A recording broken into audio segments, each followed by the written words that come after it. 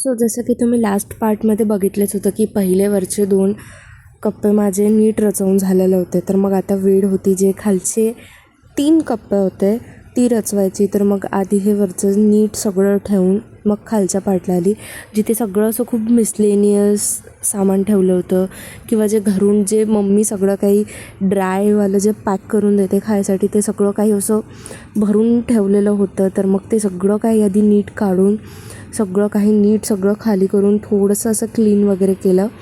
आणि मग त्यानंतर तिथे सगळं जीन्स वगैरे नीट रचवून आणि सगळं एका साईडने खूप नीट रचवून घेतलं. तिथे ते आवळा juice, moringa powder, beetroot powder अशा सगळ्या काही गोष्टी पण माझ्यासोबत घेणं चालू आहे.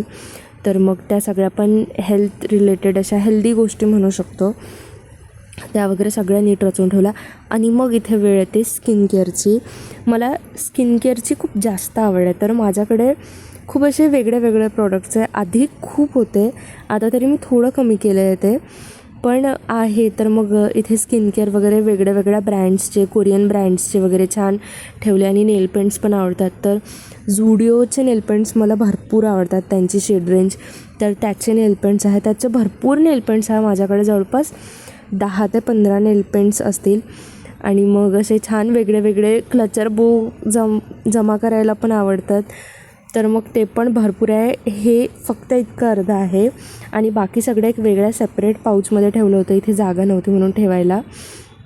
आणि मग इथे छान सगळं माझं स्किन केअर वगैरे रचवून झाल्यानंतर मग खालचा पार्ट येतो, तो म्हणजे जे काही ताट वाट्या जे काही असतं किंवा आपण काही बनवतो ते हॉस्टेलमध्ये आपल्याला लागतं. तर मग खाली सगळं ते ठेवलं होतं. आणि इथे पण आत्ताही छोट्या गोष्टी, बारीक गोष्टी असतातच, तर त्या तिथे ठेवणं चालू होत्या.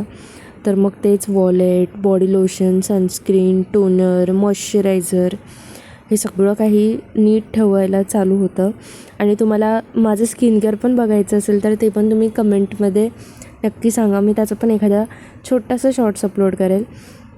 आणि मग इथे मेन म्हणजे हे सगळं खायचं, म्हणजे जे छोटं सामान असतं खायचं प्यायचं किंवा मग जे असतं एसेन्शियल्स, मिनी किराणाच म्हणू शकतो आपण त्याला, की आंघोळीच्या साबणा, कपड्यांच्या साबणा आपलं असतंच. तर इथे मेथीदाणा वगैरे पण घेणं चालू होतं. तर मग सगळं एका डब्यात ठेवलं. आणि असे ग्लासेस, डब्बे आणि ती जी प्लास्टिकची बॉटल दिसत आहे ते ओरिजिनल शहद होतं, जे मी घरूनच आणलेलं होतं मोर्शीवरून. तर मग ते वगैरे पण सगळं नीट ठेवलं. आणि अशा प्रकारे छान माझं नीट एकदम शहाण्याबाळासारखं कपाट आवरून झालेलं होतं आणि रूम पण आवरून झालेली होती. Thank you for watching.